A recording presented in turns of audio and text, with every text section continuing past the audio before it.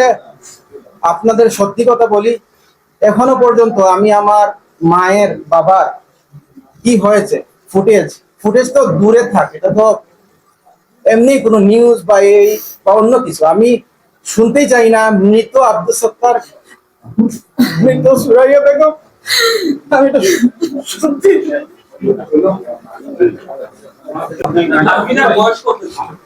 Thank you. আমার আমার বোনদের প্লিজ প্লিজ। আচ্ছা, তাহমিনা মেটি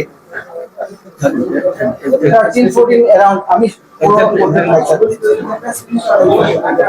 আমি বলবো আমরা মানসিক ভাবে কোনো কি বলবো আপনাদের, আমরা অসুস্থ।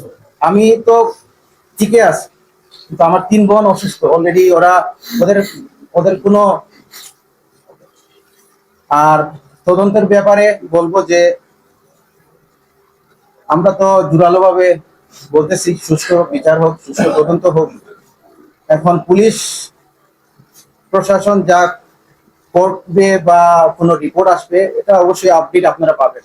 আমরা সবাই যদি এই আপডেটে স্যাটিসফাই না হই, তাহলে অবশ্যই আমরা সবাই এটা দাবি করবো যে এটাতে আপার লেভেল কোনো সিআইডি বা অন্য কোনো ডিপার্টমেন্টকে যেন ট্রান্সফার করা হয়। এখন পর্যন্ত পুলিশের তদন্ত আপনারা তদন্ত শুধু শুরু হয়েছে, মানে তাদের যে বক্তব্য দিল এখনো পর্যন্ত।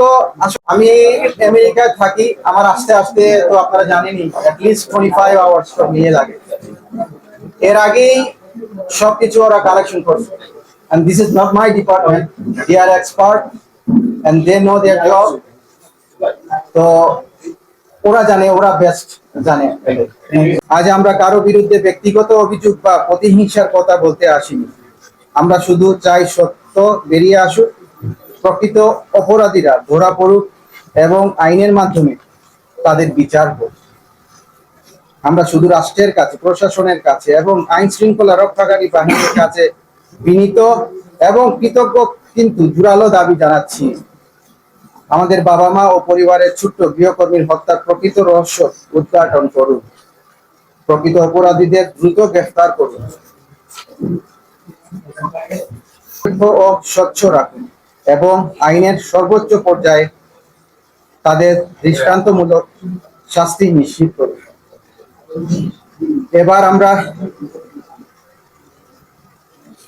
এবার আমরা সংবাদ মাধ্যমের সম্মানিত সাংবাদিক ভাই ও বোন এবং সামাজিক যোগাযোগ মাধ্যমে যারা এই ঘটনাটি নিয়ে কথা বলেছেন, তাদের প্রতিও বিনীত অনুরোধ জানাচ্ছি, আমাদের বাবা মা এবং আমাদের পরিবারের ছোট্ট গৃহকর্মী মেয়েটির পূর্ণ ছবি দয়া করে সংবাদ, অনলাইন পোর্টাল, ফেসবুক বা অন্য কোনো সামাজিক যোগাযোগ মাধ্যমে প্রকাশ বা প্রচার করবেন না, দয়া করে।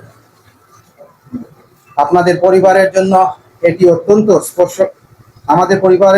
অত্যন্ত স্পর্শকাতর ও বেদনাদায়ক বিষয়। পরিবারের সদস্যদের মানসিক কষ্টের কথা বিবেচনা করে আমরা সবাইকে এই অনুরোধটি রাখার জন্য বিনীতভাবে আহ্বান জানাচ্ছি।